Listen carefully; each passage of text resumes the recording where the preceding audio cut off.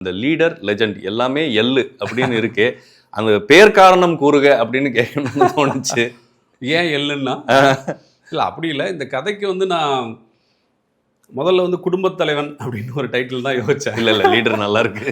இல்லை ஒரு கதையாக யோசிக்கும் போது ஒரு அப்பா ஓகே ரைட்டிங் அப்படின்னும் போது அப்படி இருக்கணும். ஆனால் அது பவர்ஃபுல்லாக கேட்சியாக நம்ம மாற்றணும் போது லீடருன்றது எனக்கு ரொம்ப இதாக இருந்தது. அப்புறம் ஆடியன்ஸை நான் கொஞ்சம் உடனே அவங்க ஓகே அது கூட அவசியம் இல்லை, லெஜெண்ட் லீடர் ரெண்டும் ஒரே மாதிரி இருக்கேன்னு கூட அவங்க நினச்சாலும் பரவாயில்ல. அந்த டிஃப்ரென்ஸை வந்து நம்ம அது அவங்களோடய ப்ளே பண்ணி அந்த டிஃப்ரென்ஸை காட்டுவோம். அந்த தாட் வந்துச்சா அவங்களுக்கு? ஆமாம் இந்த எல் தாட்டியா. ஸோ அது என்ன, அது டிரான்ஸ்போர்ட் ஆக்ஷன் மூவி அப்படின்னா படத்தில் வந்து என்ன சொல்றது, ட்ரெயின்ல ஃபைட் இருக்கு, ஃப்ளைட்டு காமிக்கிறீங்க, அப்புறம் காரு எல்லாத்துலேயுமே ஆக்ஷன் சீக்வன்ஸ் இருக்கு. ஸோ ஃபுல் அண்ட் ஃபுல் ஒரு டிரான்ஸ்போர்ட் ஆக்ஷன்னா நான் நினைச்சது கரெக்டு தானா? என்ன நினைச்சேன்னு எனக்கு இல்லை கரெக்டு தான் நீங்கள் நினைச்சது.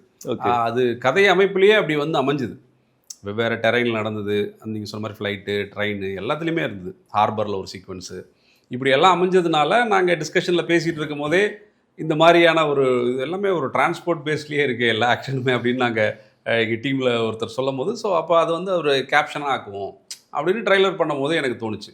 அப்போ நம்ம வந்து அது டிரான்ஸ்போர்ட் ஆக்ஷன் ரைடுன்ற மாதிரி அதை எப்படி இந்த படத்தினுடைய ஆக்ஷன்ஸை எப்படி நம்ம கன்சால்டேட் பண்ணி ஒரு ஒரு ஒன் லைனில் சொல்கிறதுன்றதுனால சொல்கிறதுக்காக அதை பண்ணணும்.